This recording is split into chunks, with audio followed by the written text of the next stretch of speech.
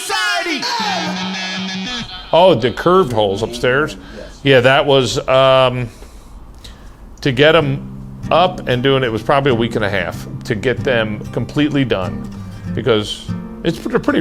You know, we can't cut with a cement saw in a curve, so it's a series of squares, and then we've got to fill that area in with chicken wire and mortar. We've got to rebuild it in a way.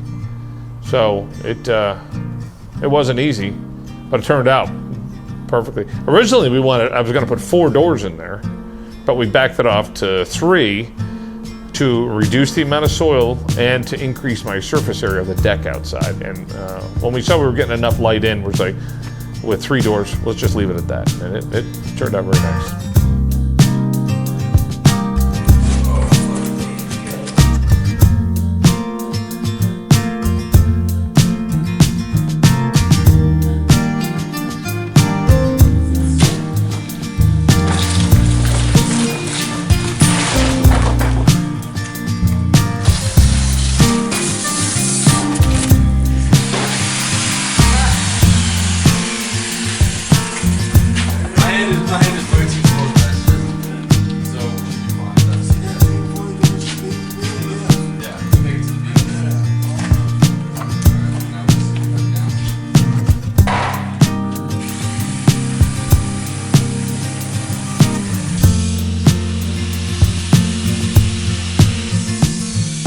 For me, crafting and building is a part of my life outside of architecture.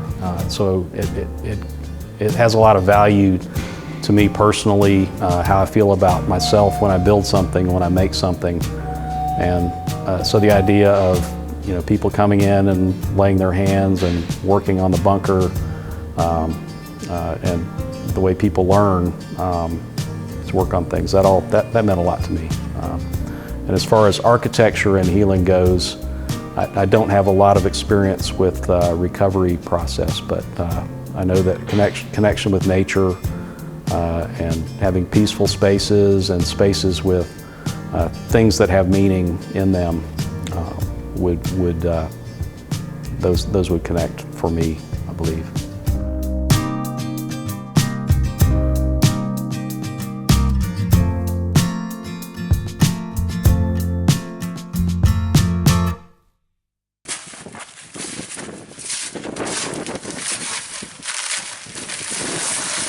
It's not like I mean, obviously it's labor, but I mean, I enjoy doing something that is like a task where you can like look at it at the end and be like, okay, that's cool, it's done, now look what I did, you know? So I get some satisfaction out of that.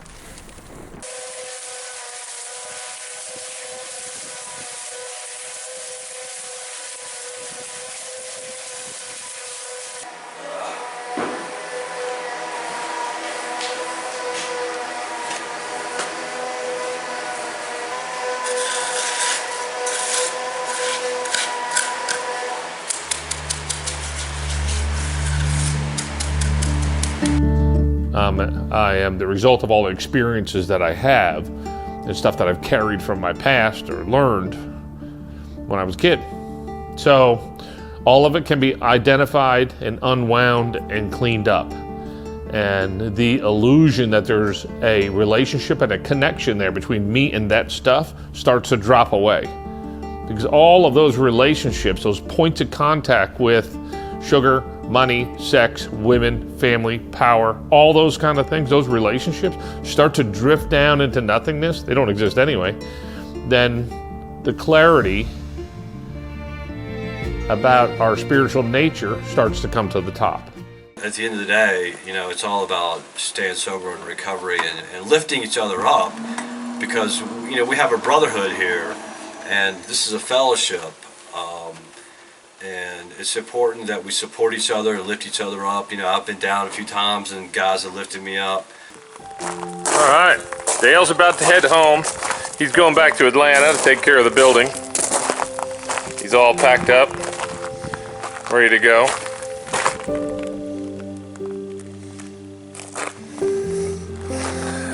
And very happy to have my family here. All right, you guys glad to be here? Yeah, love it. What a day. Nice. We're gonna get on the river tomorrow, do a little fishing. We're gonna go practice today a little bit. Get warmed up. Pony ride tomorrow. Oh, you got to get a pony ride? Let's get the pony ride tomorrow. Nice. Call him. Nice. Did you pick out a pony yet, or just? Which one do you What like? color horse do you The want? white one.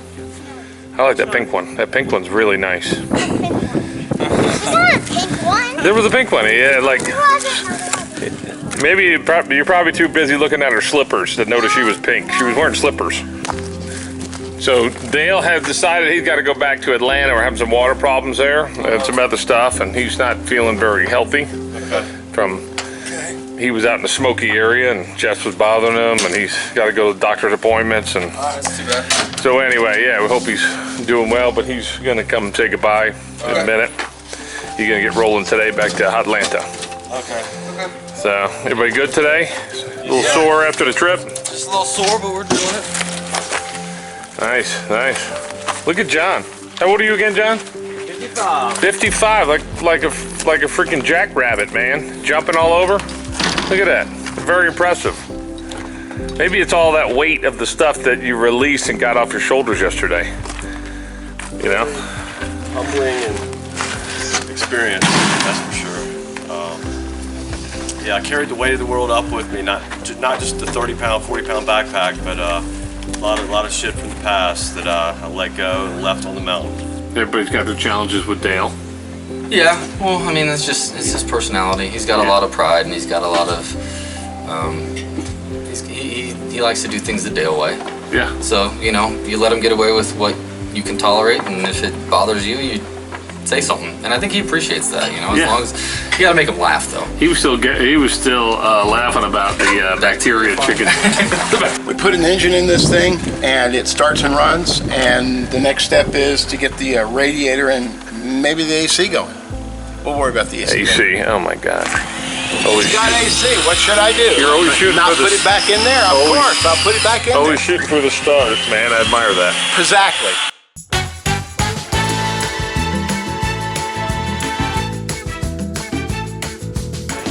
And then we want to take coconut milk.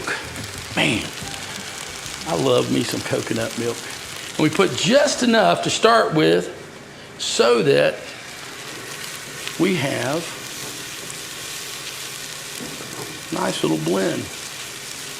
Now, while we're doing that, we want to catch our carrots. You remember we talked about the carrots? Carrots, man, they're awesome. So here they are. See how the sugars came up right to the top? You can begin to see. It's kind of interesting. Carrots are an interesting thing in that it looks like they're all shriveled up, messed up. But this is the best that they are right here. So we're going to take these and we're going to actually place them. Tell you what, I want to cut them up a little bit. I was thinking about just throwing them right in, but let's cut them up a little bit. Why? Because I like to play with knives. But at any rate, you know, that's the truth. Yeah. So here we go. All right, got that over there. Gonna pull these in over here. You're gonna do a little work. Oh, nope, I didn't. But it looked like it, you know. So one of those kind of deals. So here we go. Check that out. It is good. And yes, I can look at you and cut all day. There we go. That's kind of like character defects too, right? If I'm not worried about them, I can look and keep on doing what I'm doing and not have to worry about it. Here we go. We're going to put them in actually back in this dish. Why? Because I want some little bit of sweet flavor to it. So we're going to fold that back into the couscous. Woo, look at all that nice steam, which means nice smell. All right, here we go. We're working this. And now I'm just going to tell you the truth. I use the same deal for both of them. Why? Because it got flavor, right? And that's the beauty of life is flavor. Flavor Flav. There we go. It's coming together. Now, we want to finish this off with a little more, just a little bit more milk. There we go. Coconut milk, looking good. And we're going to go ahead and keep folding that in, seeing how it's turning colors. Oh yeah, it's all becoming that nice, beautiful color. All right, let's let that sit for just a minute more. All right, so here's the deal with this. What I want to do is I still want it to cook, but I want to turn it off so that it can start drawing in the flavor. It's all becoming one. Anybody ever gone through the 6 and 7 step and wondered to yourself, why do I feel so going so many different ways, right? It's because the old lifestyle and the new lifestyle are beginning to compete with each other. And what we're trying to do is make sure that we keep feeding the new lifestyle over the old. All right, so while we got that going, we're going back to our protein, our chicken. Here we go. So we're going to begin to slice that in such a way that it's going to look pretty when it's laid out on our plate. Cut. Okay. I don't have a plate. Sorry. So we're going to begin to plate up and we're going to make it look nice. And so what we're going to do is bring those two different cuisines together, just like we begin to bring our life together. So here we go. We're going to take the couscous and we're going to lay it out. And so that's a texture, right? So textures are important when you're dealing with food because it's called a profile. Well, why is a profile important? Simple. Because when you got a profile, then you get to appreciate each individual flavor for what it is. And that's how we are once we find recovery. We get to appreciate each person for who they are. So now, here we go. I know y'all thought I forgot about the mung bean. I did not forget about the mung bean. I know it's a highly forgotten item, but it's not here today. So we're going to actually overlap it a little bit because you see that's the way life is. Just overlaps. And then we're going to take and put our protein on it and begin to bring all the flavors together. Now we got to finish it off. A little bit of extra life.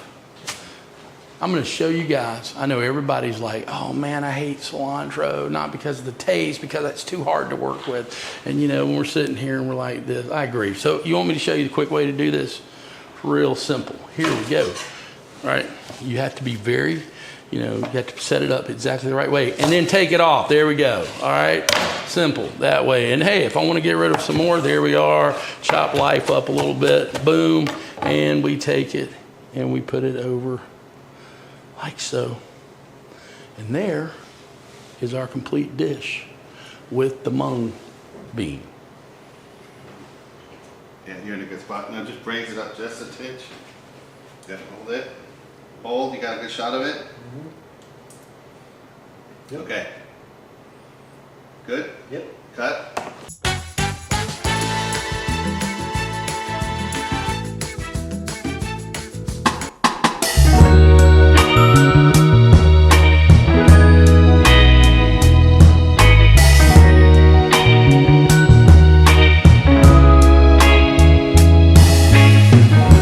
With the 3 holes cut in the dome, we move on to Reed's least favorite part of the bunker work: pouring and forming concrete.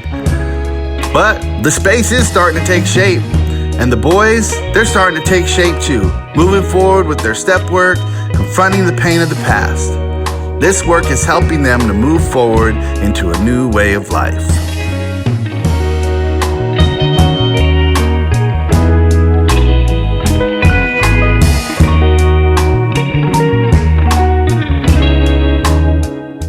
So you realize how close, like the mung bean is to working the steps.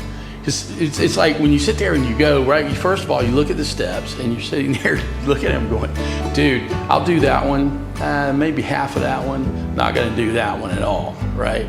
Because it sounds boring. Well, the mung bean's kind of the same way. It's boring and it's almost a fear of doing it. So what step are you on? 3. Man, step 3. So understand that step 6 and 7 is a accumulation of all the other steps, right? And if you begin to break it down and look at it that way, 6 and 7 begin to make a whole lot more sense. So the first thing you did, you basically admitted what? You were a screw up. Correct. Right? So did I. And then the second one comes along and it's like, okay, maybe, just maybe, I don't know the answers to everything. So you have to look at that for yourself. So one of the things that I began to realize was that it talks about a power greater than myself. had to restore me to sanity. And I was not doing the God thing. I can just be straight up with you and tell you I was not doing the God thing. I liked step 2. I could have hibernated there for a while and kind of did. But one of the things I began to understand was there were so many other powers greater than myself. And the biggest one was the judge. So when I'm standing before him, I hired somebody that was a power greater than myself, right? And so I began to change my mindset on the way that works. And then I looked at that and I'm like, I've been doing this for a minute. I'm not insane anymore. What does that word sanity mean? And man, it was like the heavens opened up when I realized what it actually means, the ability to make a rational decision and follow through with it. I could not do that, right? And then the third step comes along and I'm like, not so much. But you see, the big reason I didn't want to go into the third step was fear. It was fear. And so I thought, okay, God, here's what we'll do. I'll give you a shot. Because if you screw it up, it ain't on me. It's on you. So self-centeredness worked for me at that time. So all of a sudden now I've admitted I'm a screw up. I've admitted that there are powers greater than myself that can help me. And now I'm starting to admit that maybe, just maybe, that power greater than me may have something to do with God. And I'm willing to take a shot. Then we fall into the fourth step.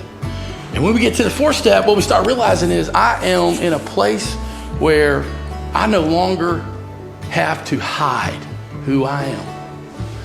I get to, it's almost like for lack of better words, it's almost like coming out in a way, because it's like I'm coming out to fear, right? Everything I've ever been afraid of. It's like I'm not letting it hold me back anymore.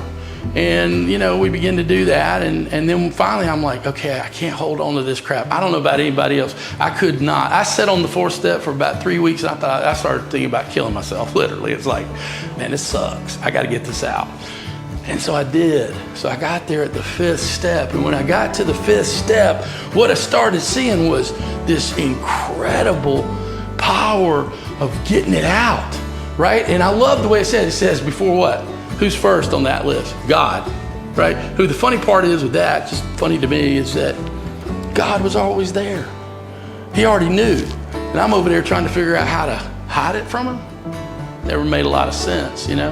And then to myself, well, that didn't sound like a big deal. It was the biggest deal of the whole thing, because I didn't want to admit to myself what I was and who I was and what I had done and all of that, until I spoke to another human being who actually showed me these character defects that really were a default. It was a default mechanism to go back to a character that I didn't like, but it's all I knew, right? So one of the things that I also had to look at is familiarity. It's easier to be with something that's familiar than it is to make change.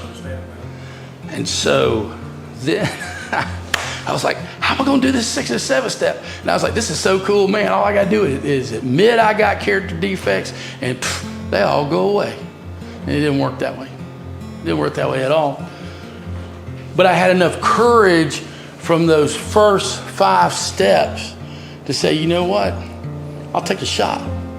Even if I fall flat on my butt, I'll take a shot.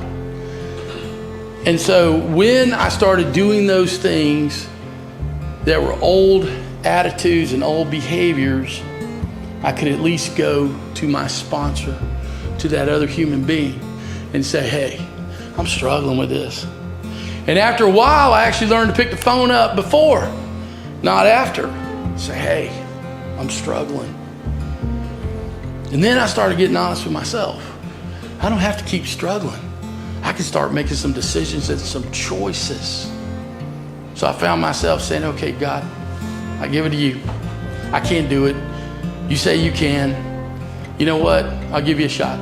For the first time in my life, I'm going to get out of the biggest character defect that I ever had, which is fear. And you see, it took those first 5 steps to convince me that my entire life was all based in fear. So I no longer wanted to live that way. And eventually get to the point where you sit there, for me, I was like, yeah, man, no, you know what? Not willing to pay that price anymore. The payoff's too big. It's bigger than it used to be. Like, my big thing was relationships, man. I'd jump in a relationship and go, this is probably going to end up really bad, but at the end of the day, it's going to be a whole lot of fun getting there, right? Well, eventually it got to the point where the payoff just wasn't worth the pain. Pain was greater than the pleasure. And so here comes a 7th step. Man, the 7th step is unbelievable. It's awesome. Because what does it talk about? Humility. See, the only thing I ever had to do to get to the 7th step was go practice some humility. And so when I humbled myself enough in the 4th, the 5th, and then the 6th step to say, I am having trouble, what do?